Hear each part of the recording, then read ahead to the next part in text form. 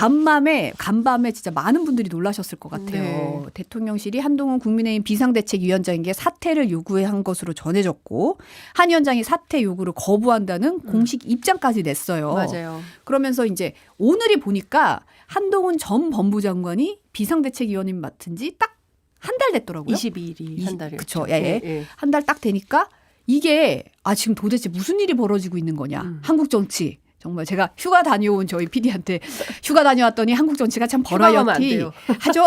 따라잡기가 쉽지 않다. 이런 얘기 휴가 했었거든요. 가면 안 되고 그다음에 쉬면 안 되고 계속 돌려야 되니까. 계속 이게 저희가 컨베이어 벨트가 계속 돌아가야 이 정말 이 뉴스의 이 저 공장은 쉼이 없다. 계속 돌아간다. 이런 생각이 좀 드는데요. 버라이어티 하죠. 그리고 잘 따지고 보면 있을 수 없는 일이 벌어지고 있는 것입니다. 특히나 다른 거 다 떠나서 국민 앞에 이 지금 대통령하고 정부 여당 대표가 싸우는 거거든요. 아니 세상에 그리고 지금 선거가 오늘로 79일 앞이에요. 맞아요. 그토록 입만 열면 총선을 강조했던 윤석열 정부와 국민의힘이 당장 선거 앞두고 도대체 이게 지금 뭐 하는 것인지 국민 입장에서는 정말 세상 살다 이런 건 또 처음 보네. 이제 이런 생각이 드는 건데요. 그야말로 선거 앞두고 집권 여당 그리고 대통령실, 대통령 대한민국 권력 핵심부에서 이전 투구가 벌어지고 있다. 이렇게밖에는 해석이 안 되는 상황인 것 같습니다. 여러 의견들이 너무 많아서요. 이럴 가능성, 저럴 가능성, 나는 이런 얘기를 들었다. 나는 이 다 취재원마다 전부 입장이 좀 다른데 그런 네. 것들을 종합 정리해서 하나하나 좀 말씀을 좀 드려볼게요. 네. 우선 사건의 발단은 김건희 여사인 것 같습니다. 왜냐하면 용산에서 보기에 한 위원장이 김건희 여사 관련해서 대응이 좀 부족한 거 아니냐. 그러니까 예컨대 법무부 장관이던 한동훈 장관을 굳이 김기현 대표 남아서 조금 더 하겠다. 총선 출마도 하겠다. 이런 입장인데 당신 그만둬. 거의 그런 식으로 해서 SNS로 사퇴 입장을 밝혔잖아요. 그리고 나서 한동훈 위원장이 들어왔는데 한동훈 위원장이 들어오면 최소한 김건희 여사 문제, 특히 이제 도이치모터스 주가 조작 의혹 사건 등 소위 이제 6글자 김건희 리스크라고 하는 것들이 많이 사그라질 거다. 여론 시장이 많이 바뀔 거다라고 판단을 했던 모양이에요. 그런데 생각보다 한동훈 위원장이 용산 입장에서 볼 때 이건 용산 입장에서. 국민의힘 내부에서 보는 시각입니다.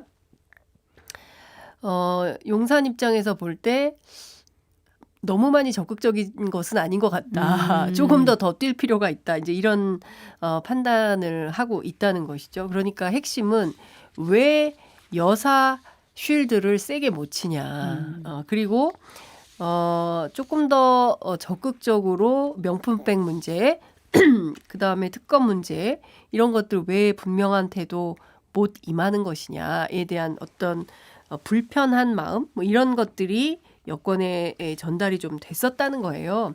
이제 그러던 가운데 김경률 비대위원을 필두로 해서 김건희 리스크 이 6글자 말을 못한다. 다들 느끼고 있으면서 말을 못한다. 그리고 소위 한동훈 인맥으로 알려진 조정훈 의원 뭐 이런 분들 소위 이것을 최근 국민의힘 내부에서는 친한파 이렇게 분류를 하더군요. 네. 제가 어제 이거 취재하느라고 너무 힘들었습니다. 밤 11시까지 취재를 했는데요. 그러니까 종합을 해보니까 이래요. 국민의힘 내부에서는 이 친한파들이 자꾸 방송에 나가서 그 대통령실과 용산과 대통령 내외분께서는 김건희 리스크를 언급하면 안 되는데 자꾸 이 얘기를 하면서 최소한 사과는 해야 되는 거 아니냐. 이 문제 해결하지 못하면 수도권 선거 어렵다. 계속 강조를 하니까 이것도 맞듣지 않은데 여기다가 거의 묻고 떠블로가 식으로 한동훈 위원장까지 나서서 국민들이 걱정할 부분이 있다. 국민 눈높이에 맞춰야 한다. 그러니까 사실상 용산이 설정한 방향과 상당히 많이 다른 주장을 하고 있다. 누가? 한동훈 비대위원장과 친한파들이 이거 안 되겠다라는 판단을 했던 걸로 보인다라는 네. 것이고요. 무엇보다 한동훈 위원장이 마포을에 가가지고 김경률 비대위원의 손을 번쩍 들며 들었죠. 네. 공천을 거의 사실상 확정한 것처럼 해서 현장에 있던 마포을 당협위원장 김성동 전 의원, 아니 이게 뭐야, 나한테 미리 얘기라도 했으면 내가 그 자리에서 이렇게는 안 했을 텐데 아무런 언질도 없다가 이런 식으로 해도 되는 거야, 이거 불공정하다라는 비판을 지난주에 여러 매체를 통해서 제기를 하기도 했습니다. 그런데 김성동 전 의원뿐만 아니라 아이 저거 나만 그럴 게 아니네, 혹시 나도 그러는 거 아니야? 라고 이심전심으로 소위 수도권 당협위원장들 이준석 전 대표에 따르면 여기도 정리를 한다던데, 아 그게 이제 시작됐나 보다라는 위기감을 이제 느끼기 시작했다는 거죠. 네. 그러니까 이러저러한 종합을 해보면 핵심은 첫 번째 김건희 여사와 관련된 태도, 입장, 여기에서 조금 갈리는 거 아니냐. 두 번째는 아니 그 국민의힘 내부에 그 전날 바로 가장 공정한 경선 룰을 만들었다, 공천 룰을 만들었다고 강조했는데 그 이튿날 가가지고 김경률 비대위원 손 번쩍 들면서 마치 공천이 확정된 것처럼 하니 불공정 논란을 낳을 수 있다. 이 두 가지 이슈에 대해서 대통령실이 굉장히 불편해 했다더라라고 국민의힘 관계자들이 기자들에게 설명하고 있습니다. 네. 그러니까 핵심은 이런 것 같아요. 뉴스는 뭐냐 그러면 첫 번째, 이관섭 대통령실 비서실장이 한동훈 위원장한테 직접 연락을 해서 사퇴하라, 이런 대통령의 입장을 전달했다. 그 가운데 김경률 비대위원에 대한 뭐 예컨대 마리 앙뚜아네트의 비유를 했다거나 또 그 뭐 이 그 명품백 논란을 공작이라고 하는 것은 TK적 시각이라던가 뭐 이런 등등에 대한 섭섭함, 뭐 이런 것들도 전달됐다라는 네. 게 하나가 있고요. 그러고 나자 바로 한동훈 위원장이 즉각적으로 공식 입장을 발표했잖아요. 사퇴 요구에 물러서지 않겠다. 제 임기는 총선 이후까지 이어지는 것으로 안다. 이제 이런 입장이 나왔어요. 네. 물론 뒤이어서 바로 기억하시겠지만 대통령실에서 우리는 한동훈 위원장의 사퇴를 요구한 것은 사실이 아니고 비대위원장 거취는 용산이 관여할 일이 아니다. 라고 얘기하면서 아니 뭐 어떻게 되는 거야? 누구 말이 맞는 거야? 사실관계가 어떻게 되는 거야?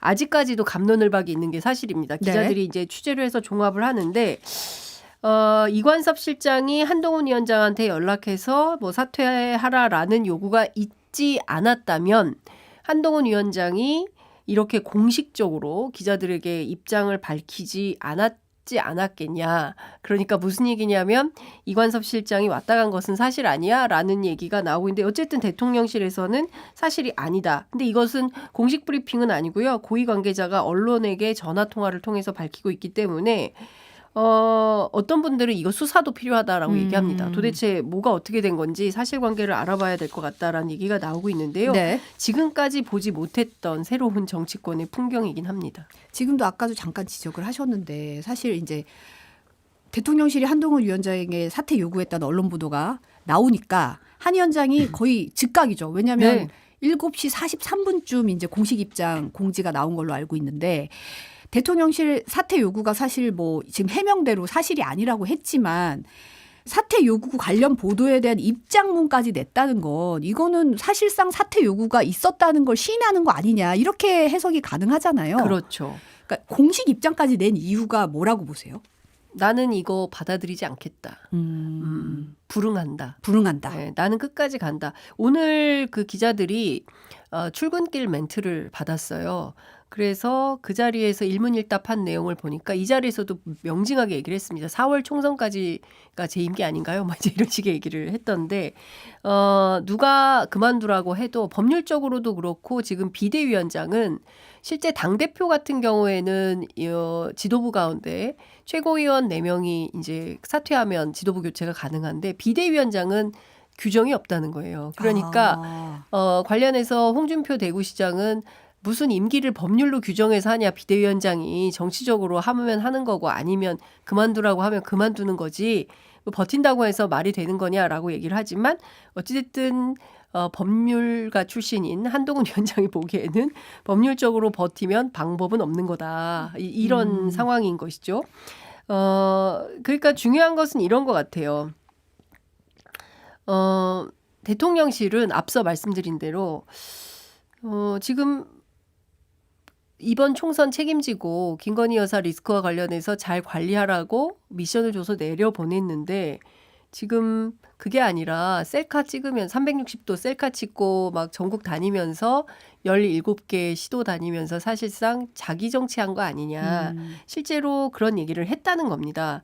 언론 보도를 종합을 해보면 대통령실 고위 인사하고 여당 수뇌부가 한동훈 위원장을 비공개로 만나서 자기 정치를 위한 개인적 공천이 우려된다. 이런 취지의 언급을 하면서 사퇴 요구를 했다. 이런 얘기까지도 나오고 있거든요. 네. 그러니까 중요한 것은 한동훈 위원장이 대선 행보를 하는 거 아니냐. 그리고 더 중요한 총선을 목전에 두고 개인 정치, 자기 정치를 하고 있다면 이것은 대통령과 대통령실이 보기에 적합하지 않다. 이런 판단을 해서 그만두라는 말을 안 했다. 뭐 이런 설왕설래가 왔다 갔다 이어지는 것 같은데요.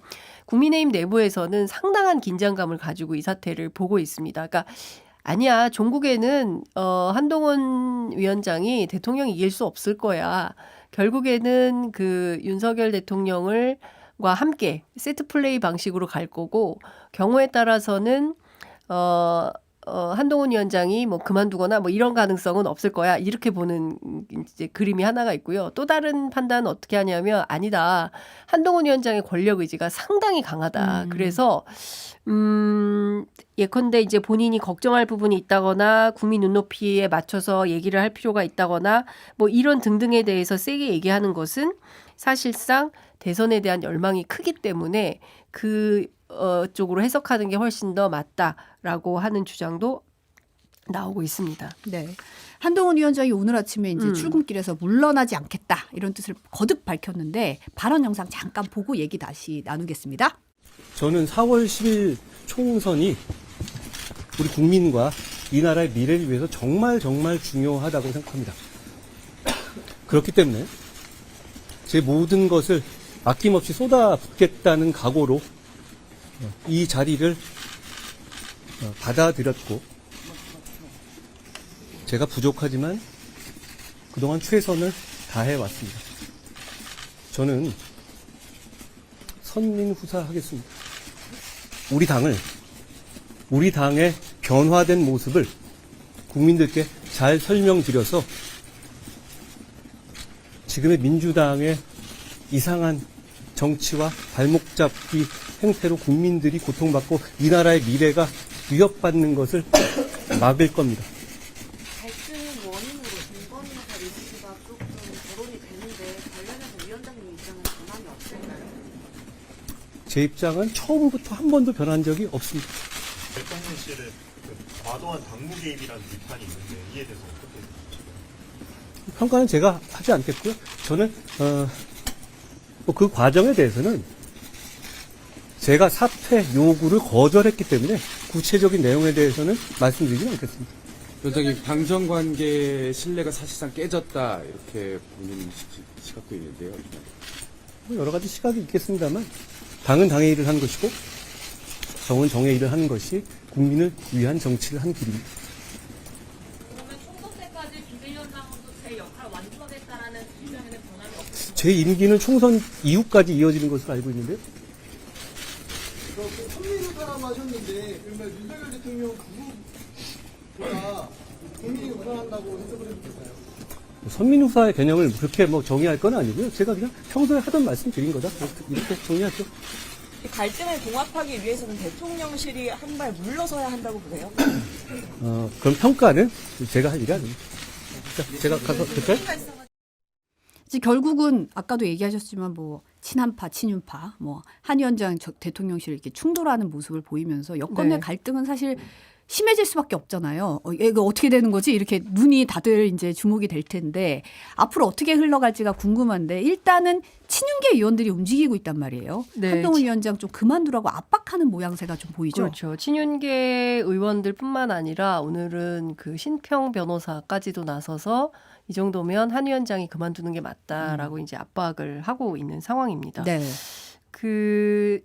사실 이 기류는 지난주부터 좀 있었다는 거예요. 지난주부터. 네, 그래서 이제 친윤계로 통칭되는 이용 의원 아시죠? 그 대통령 후보 시절에 수행실장, 네. 수행팀장을 했던 바로 그 이용 의원이 과거에도 당내에서 여러 가지 입법 관련 뭐 정책 현안에 대해서 의견이 갈릴 때 그가 나서서 의총장에서 준비해온 원고를 버스럭버스럭 해가지고 읽으면 아 저게 대통령 뜻이구나라고 기류를 바꾸는 네. 이런 길라잡이 역할을 했던 분인데 네. 이분이 이제 저 국민의힘 의원들 단텔방 있잖아요. 네. 그 단텔방에 한 위원장에 대한 윤석열 대통령의 지지와 신뢰가 철회됐다. 뭐 이런 내용의 기사가 나온 거를 공유를 했다는 거고요.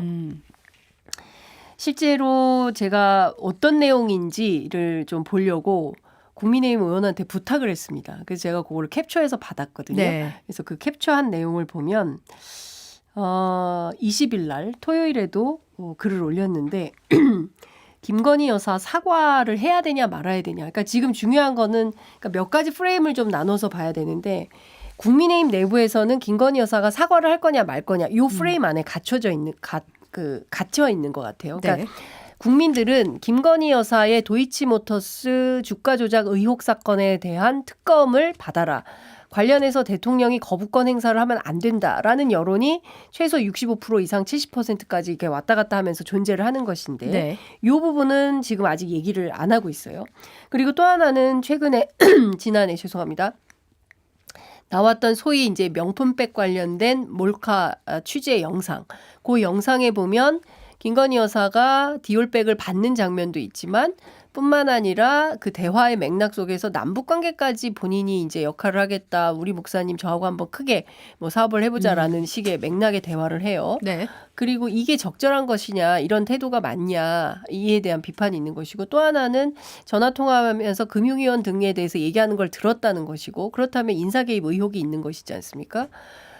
그리고 뭐 이 명품백 말고 그 전에는 샤넬 화장품을 건넸다는 것이고 그 영상에 보면은 신라 면세점 가방을 들고 대기하는 장면 이런 것들이 포착이 된단 말이에요. 그러니까 그 영상 하나만에서도 다뤄야 될 이슈들이 상당히 많은데 다 나머지는 거두절미하고 그래서 이 명품백 받은 거 요과 관련해서 김건희 여사가 사과하는 게 옳으냐 사과하지 않는 게 맞냐 여기에 이제 갇혀 있는 거예요. 거기에 국민의힘 집중하고 있는 내부에는 거죠. 거기에 네. 집중해 있는데 이용 의원이 뭐라고 얘기를 하냐면 문갑식의 진짜 TV라는 그 유튜브 방송에서 명품백 관련 사과 이슈에 대해 사과해야 수도권 선거에서 승리한다는 것은 망상이다.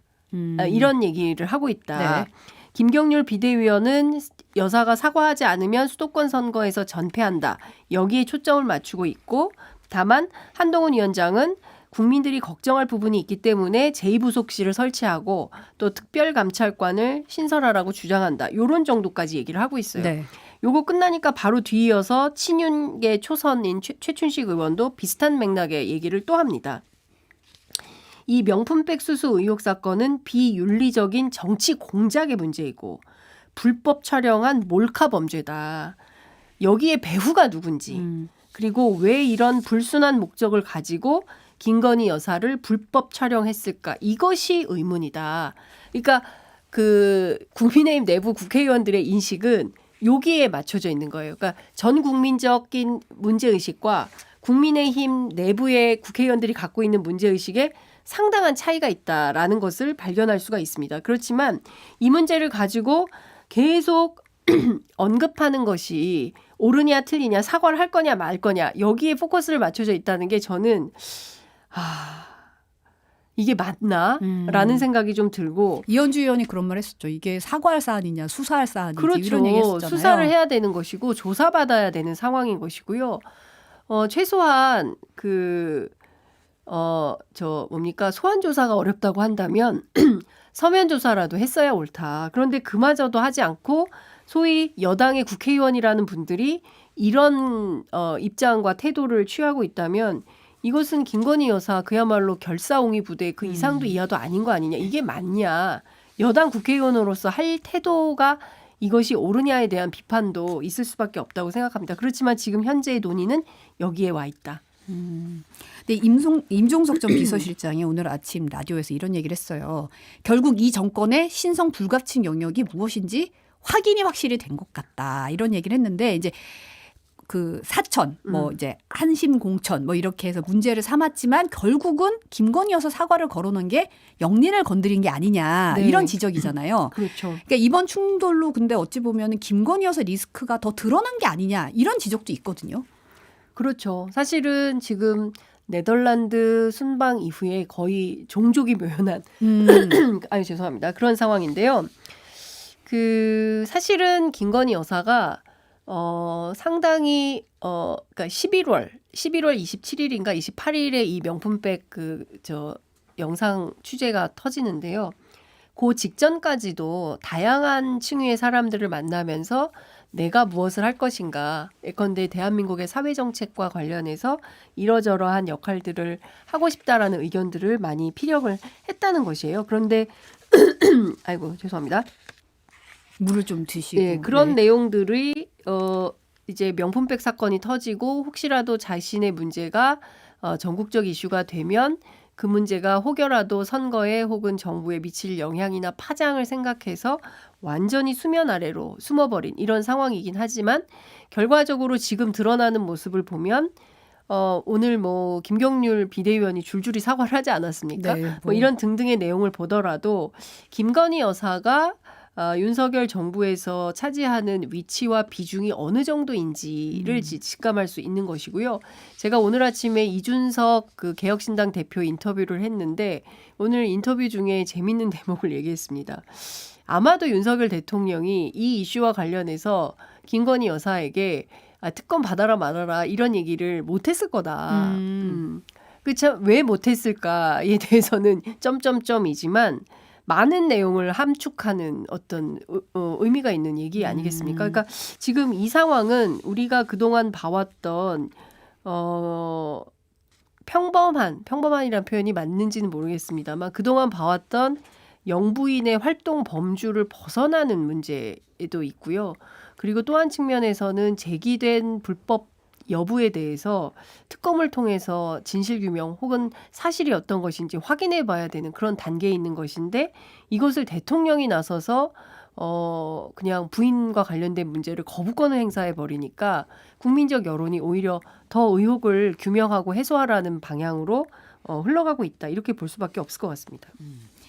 아까도 잠깐 언급하셨지만 사실 뭐 김경률 비대위원이 오늘 그 이른바 마리 앙뚜아네트 발언에 대해서는 사과를 했더라고요 보니까. 그리고 이제 TK 시각 이 얘기도 이제 정치 공작이라고 하는 건 TK 시각이다 이 부분도 이제 사과를 했어요. 그 이제 왜 이랬을까에 대해서 이준석 대표가 무슨 얘기했냐면 이 정도에서 사과하고 김건희 여사가 사과하거나 뭐 하는 방식으로 대충 뭉개고 넘어갈 가능성이 높다. 이제 이런 전망을 했는데요. 네. 사실 제가 취재한 바에 따르면 윤재옥 원내대표하고 한동훈 위원장이 지난주에 만났잖아요. 네. 그 만났을 때 다른 얘기한 게 아니라 이 TK 발언에 대해서 이렇게 갈라치기 하면 안 된다. 수도권과 TK를 갈라쳐서 가면 당이 분열되고 그러면 선거에 별로 좋은 영향을 미치지 못할 것이다라는 얘기를 윤재옥 원내대표가 한동훈 위원장에게 했다는 거예요. 네. 이제 국민의힘 내부에서 이제 그런 얘기를 전해주고 있는 것인데 실제로 이게 파장이 커서 송원석 의원이 사실 그 모임을 하려고 했었잖아요. 그렇죠. TK 의원 전체 모임을 하려다가 김경률 비대위원이 이제 사과 입장을 밝히니까 그 모임을 철회하는 이런 상황이기 때문에 지금 상황을 보면 도처에 이런 암초들이 있다. 이제 시작에 불과하고 앞으로 이 문제가 수면 아래는 일단 뭐 가라앉는다 하지만 이게 없어지는 건 아니잖아요. 예컨대 한동훈 위원장이 통 크게 결단을 해서 자 당론으로 김건희 특검법 표결 처리합시다. 라고 했을 때 그 결과가 예컨대 통과될 수도 있는 거 아니겠습니까? 20표만 넘어가면 되겠다. 그렇죠. 예. 그리고 무기명 투표니까 누가 어떻게 투표했는지 확인할 수도 없는 거라고요. 그러니까 그런 측면에서 보자면 어쩌면 한동훈 위원장은 이번 선거에 본인의 어떤 정치적 명운도 걸려 있기 때문에 이번 선거를 이겨야 되는 상황인 것이고 예컨대 김건희 리스크라는 발목에 잡혀가지고 이도저도 아닌 상황에 몰리면 본인 스스로의 정치적 생명도 마감할 수 있게 되기 때문에 이런 차원에서 어떤 과감한 도전을 할 수 있을지 그게 아니라 여전히 윤석열 대통령의 어떤 부하 후배로서 뭐 사실상 윤석열의 아바타다 이런 비판을 받는 수준으로의 존재적 위치를 자리매김하게 될지 요건 좀 한 며칠 지켜봐야 될 것 같다 이런 전망이 나옵니다. 근데 오늘 아까 앞서 나온 영상 저도 오늘 지금 처음 봤는데 상당히 비장하네요. 그러니까 지금 저런 태도로 본다면 싸울 결심 했나 이런 생각도 좀 듭니다. 네. 윤석열 대통령이 오늘 공개 일정 참석을 갑자기 취소했어요. 오늘 오전에 예정돼 있던 민생 토론회에 불참을 한 거죠. 네. 감기 때문이라는 거잖아요. 원래 오늘 오전 10시에 민생 토론회가 있었는데 30분 전에 취소했다고 공지가 내려왔다 그러더라고요. 감기가 30분 전에 옵니까? 네. 감기가 안 나요. 요새 독감 한번 오면 굉장히 심하고요. 안 그래도 지금 란테르트 님이 도라지를 다려 드셔야 될 것 같다. 지금 장기자님 네. 걱정을 하셨어요. 제가 막 아침에 말을 많이 하고 와가지고 좀 지금 조금 그렇긴 한데 그 중요한 포인트는 이런 것 같아요. 그러니까 누가 보더라도 석연치 않은 대목이 있지 않습니까? 예, 그러니까 느닷없이 30분 전에 그토록 애정하던 민생 토론회 생중계마저도 취소를 하고 상황이 어떻게 되는지를 지켜보겠다고 하는 것은 한동훈 위원장의 거취와 관련해서 이관섭 실장을 통해서 통보를 했음에도 불구하고 나는 그렇게 하지 않겠다. 4월 이후까지 임기인 것으로 아는데요라고 버티기로 들어간다면 그렇다면 대통령실 입장에서도 뭔가 새로운 묘책이나 대안이 나와야 되는 거 아니겠습니까? 이 상황을 어떻게 바꿔나갈 것인지에 대한 판단 이런 게 필요해서 아마도 일단은 좀 숨고르기 이런 차원으로 돌입한 거 아닌가 이런 판단도 가능할 것 같습니다. 근데 이제 결과적으로는 어떻게 보면 아까도 뭐 임기가 총선 이후라는 말을 했는데 이러면 이제 물러날 뜻이 없다는 걸 확고하게 밝힌 거고 상당히 네. 비장해 보인다고도 말씀하셨는데 그러니까 문제는 버틸 수 있을까? 버티겠느냐? 어떻게 보세요? 다들 두 가지로 얘기를 하더라고요. 버틸 가능성이 높다. 왜냐하면 한동훈 위원장이요. 제가 취재한 바에 따르면 총선을 너무 이기고 싶어 한다는 거예요. 이것은 한동훈 위원장하고 일주일에 주 3회 이상 3회 이상 함께 회의를 하는 국민의힘 핵심 관계자의 설명입니다. 첫 번째 총선 너무 이기고 싶어하고 두 번째 대통령 선거에 대한 권력 의지가 엄청나게 세다. 그러니까 다음 대선은 반드시 출마한다. 이게 있어 보인다는 거예요. 그리고 오늘 아침에 제가 만난 김용남 개혁신당 그 정책위 의장은 들리는 소문으로는 여의도에 뭐 한동훈 위원장 대선 캠프 벌써 마련됐다던데요? 라는 얘기까지 나오고 있어요. 그러니까 그 정도예요. 그 얘기를 했다는 거예요. 저는 정말 이기고 싶습니다.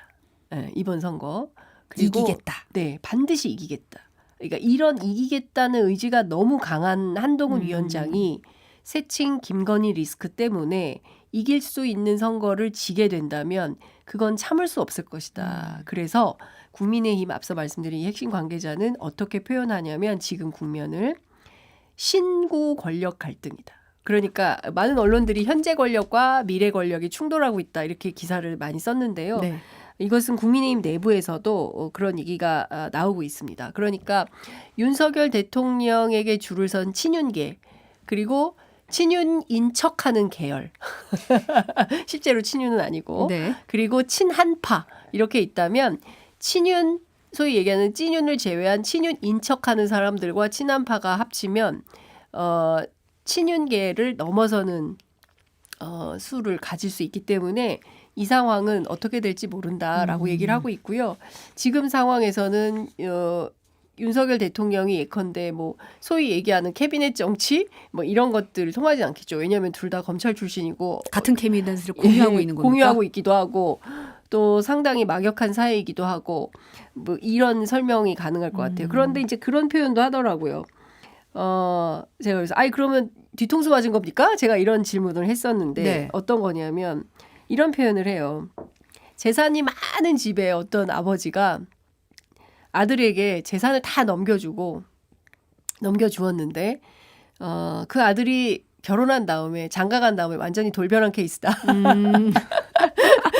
국민의힘 내부에서 이런 설명도 기자들한테 해주고 있습니다. 네. 그러니까 그래서 당신들은 어떤 선택을 할 거요? 라고 제가 물었더니 어떻게 얘기를 하냐면 우리는 당연히 한동훈 위원장의 길을 갈 수밖에 없다. 예, 그런 얘기를 합니다. 아니 현재 권력이 아니라 미래 권력에 줄 서는 건 너무 당연한 거 아닙니까? 이제 이런 얘기를 하고 있죠. 그렇다고 해도 임기가 네, 아직 3년이나 남아 있죠. 그러니까요. 그래서 그럼 벌써 레임덕입니까? 라고 하니까 그 말은 답변을 안 합니다. 네, 그러니까 지금 국민의힘 내부가요. 사실은 너무 비정상적이잖아요. 자, 지금 보면 작년에 대통령에 당선되고 나서 석 달 안에 이준석 전 대표 몰아낸다고 했었잖아요. 녹음 파일에서. 근데 정말 그렇게 하지 않았습니까?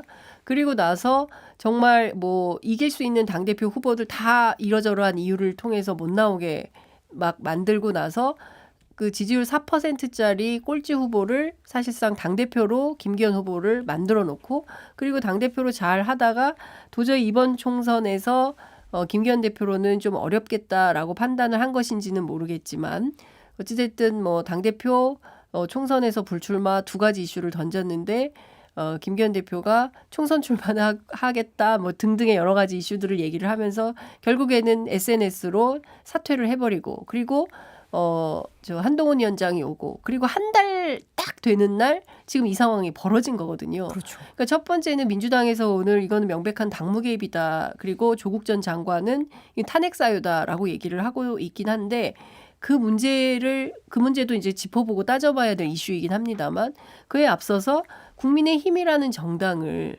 그래도 탄핵 이후에 민주정당으로 만들어 가려고 했던 이 보수 정당을 이렇게 흔들어 버리는 것이 이게 맞는 처사냐에 대한 비판이 자기들 안에서부터 이렇게 나오고 있는 상황이다 볼 수 있는 것이죠. 근데 사실은 이제 이준석 개혁신당 대표 같은 경우는 네. 이거 약속 대련이다 이런 시각도 또 얘기를 하던데요. 네. 본인이 윤석열 대통령과 한동훈 위원장을 잘 아는 어떤 정치권의 한 관계자에게 전화해서 물어봤대요. 이 상황을 어떻게 봐야 됩니까? 라고 했더니 이것은 약속 대련이고 아마도 한동훈 위원장을 띄워주고 뭐 미래 권력으로 띄워주고 김건희 여사가 사과하는 형태로 해서 마무리하고 넘어가려고 하는 수순일 것이다. 그러니까 그 둘 사이에서 전화 통화를 하면 했지 이관섭 실장을 통해서 뭐 이렇게 이런 그림을 만드는 그런 사이는 아니다라고 얘기를 하고 직접 있어요. 전화해서 예. 얘기를 하지. 야 그만둬 굳이. 이렇게 하지. 뭐 이관섭 실장 통해서 당신 그만둬라 어쩌라 이런 말 할 사이는 아니다 이렇게 얘기를 하고 있고요. 이준석 네. 대표는 그렇게 얘기를 하는데 제가 앞서 취재했던 그 국민의힘 핵심 관계자는 실제 지난 한 달간 대통령하고 한동훈 비대위원장이 직접 만난 적이 없답니다. 네. 그러니까 전화 통화를 했는지는 확인할 수 없지만 직접 만나는 일정은 단 한 차례도 없었다. 그러니까 지금까지의 관계를 생각하면 충분히 서로 만나서 소통하고 뭐 어떻게 되는지 좀 뭐 협의하고 뭐 이래 있을 수도 있을 텐데 전혀 그 과정이 없었다. 둘 사이는 이미 갈라지고 있었다. 이렇게 표현을 하고 있기도 한데요. 이준석 대표의 주장이 옳은지 아니면 국민의힘 내부에서 한동훈 위원장하고 일주일에 주 3회 이상 회의하는 핵심 관계자의 말이 옳은지는 잠시 후면 드러나지 않을까 싶습니다. 윤석열 대통령이 신년 기자회견 대신에 방송 단독 인터뷰 추진한다는 얘기도 나오더라고요. 예, KBS하고 단독 인터뷰할 가능성이 높은데요. 저는 매우 부적절하다고 생각합니다. 왜냐하면요. 작년에도 조선일보 몇 바닥 인터뷰를 하고 그걸로 그냥 지나갔거든요. 그런데 대통령이 그토록 강조했던 소통, 그것은 용산으로 이전하는 대통령실을 이전하는 가장 큰 이유 중에 하나였습니다. 그렇죠. 네. 도어 스태핑도 하겠다고 했지만 바이든 날리면 사태 이후에 도어 스태핑을 중단해 버렸어요.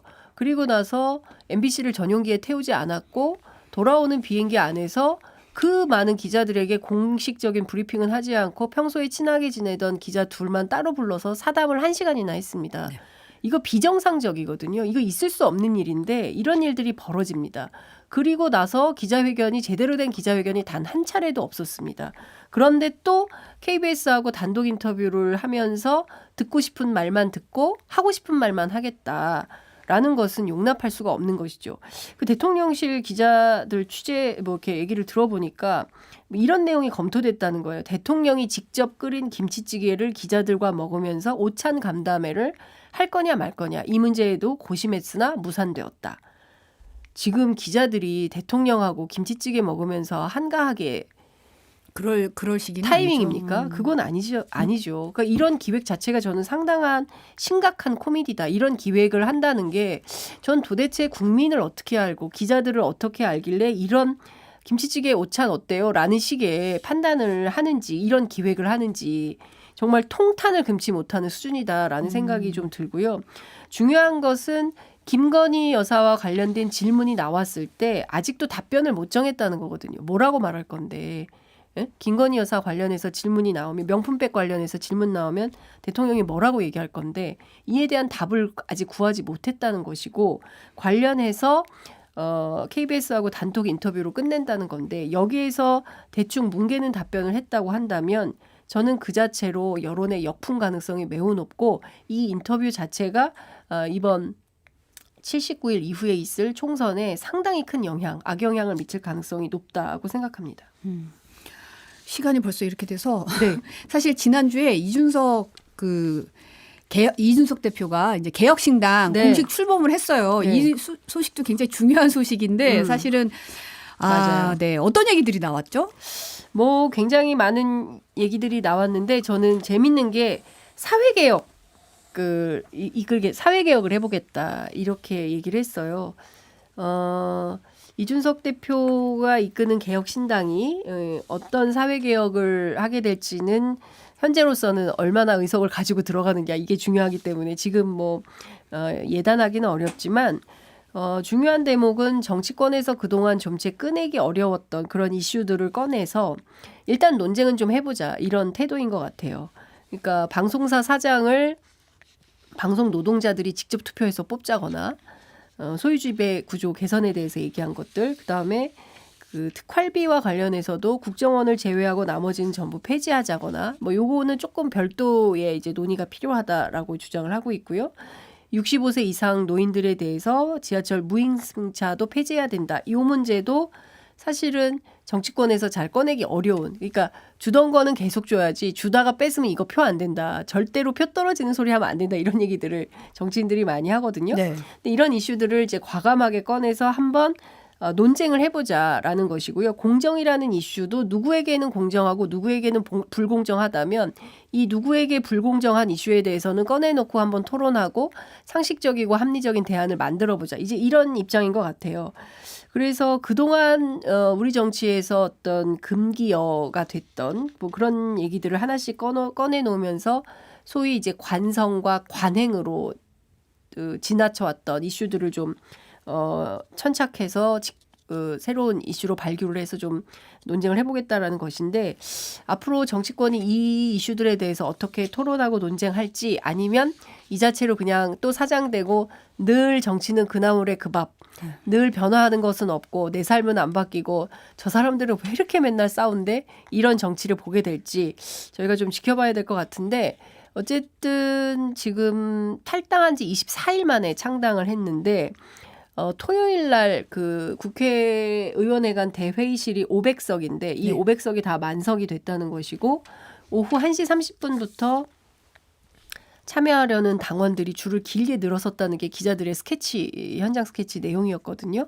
사실 우리 정치에서 그동안 이런 거 잘 못 봤던 광경이고 주로 국민의힘과 보수정당은 동원을 많이 하죠. 동원을 많이 했는데 그게 아니라 자발적으로 이런 시민들이 참여가 이루어지고 있다면 그 역시도 주목해 볼 만한 새로운 정치 현상 중에 하나다 이렇게 생각합니다. 이날 사실 제3지대 인사들이 모두 오고 네. 김종인 전 비대위원장이 하나로 합친다면 5, 60석의 성과도 가능하다. 이런 얘기도 하고. 근데 이준석 대표가 이제 빅텐트 골든타임은 이미 지났다. 이런 식으로 얘기를 해서 이게 어떤 의미냐. 이런 게 좀 얘기가 나왔는데 어떻게 보세요? 그러니까 지금 뭐 이준석 전 대표의 개혁신당은 55,800 몇 명인가 당원이 와 있고 그다음에 전국에 최소 5개 이상에서 시도당 창당 다 했고 그러니까 속도가 제일 빠른 정당이에요. 그렇죠. 다른 정당들에 비해서. 그리고 아직 창당 대회도 아직 안 한 정당도 있고 그렇기 때문에 이게 일단 개문발차를 해서 출발을 했는데 나머지들이 같이 따라올 수 있는 여력이나 여건이 되는 거냐 뭐 이거에 대한 의문부호가 하나가 있는 것 같고요. 가장 핵심적인 것은 그래서 합쳤을 때 시너지가 나냐? 지지율이 올라가냐? 음. 이게 핵심인 것 같아요. 그게 아니라면 굳이 왜 해야 되지? 할 필요 없다. 이런 판단까지도 선 것 같고요.